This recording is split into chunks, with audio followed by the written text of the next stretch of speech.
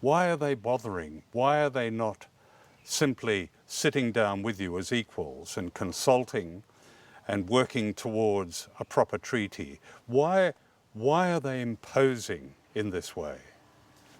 See, this country, John, and you know, this country has never been entered into treaty with Aboriginal people, not like New Zealanders, Yeah. not what American Indians Yeah. and Canada. Yeah. This country had never been in treaty with Aboriginal people.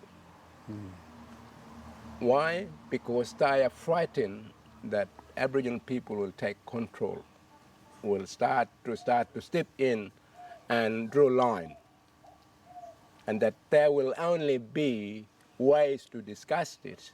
Anything to do with any issue to do with land, the economy in this country, minings and many other things is only through the diplomatic discussion that we agree upon. See, the reason why government is trying to do this is that they want to try to take control of the whole land that is so massive that Aboriginal people have right across this. That's the number one, for mining purposes, for the economic for Australia. What we're saying, look, enter with us in a negotiated ways, in the ways that you could go to somewhere in China or in Japan. Surely goodness, you go as in a diplomatic ways in trade, and you go and you sit and you talk about something, you sign the document, and you both are good friend. And then development will happen.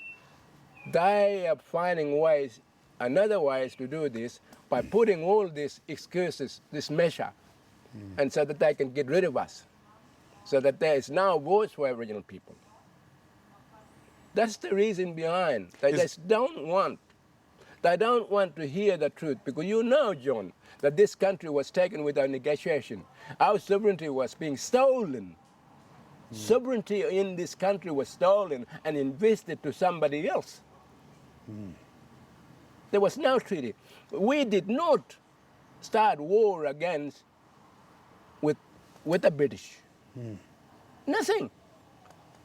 When they came here to take in 1788, they put the flag and said, this is now a British crown. You know, they said, British crown.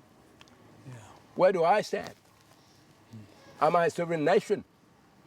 I still believe strongly that Aboriginal people, particularly speaking from the East Island and from the west to the central to the east, we were never conquered. And we'll never be conquered. Okay, there was a conquered in other areas, but our law is still strong. Yeah. Because we believe that our law emphasizes peace, order, and good government. It's the rule of law that the government is now rejecting the traditional law in this country. They don't want to see exist two laws. We don't want to see two laws. We want to see that the two laws dialogue. The dialogue to find ways, because they don't know how to treat Aboriginal people. They are now acting as a father and a mother.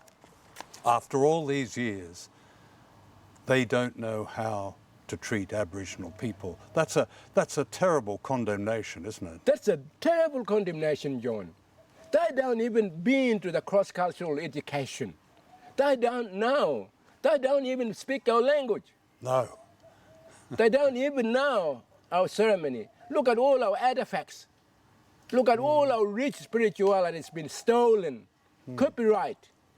Everything in this country. You know, you can go to the shop, you can see Aboriginal artifacts. Yeah. In spoon, in all the other, even the coat of arms that the Australian government is using belong to Aboriginal people, and there was no negotiation. You could sue kangaroos and the emus and kangaroos. That is how coat of arms was taken or stolen. This is what the British government is doing. This is what the Australian government is doing.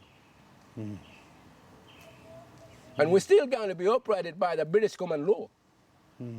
The common law is this country is still under the traditional law of the Aboriginal people.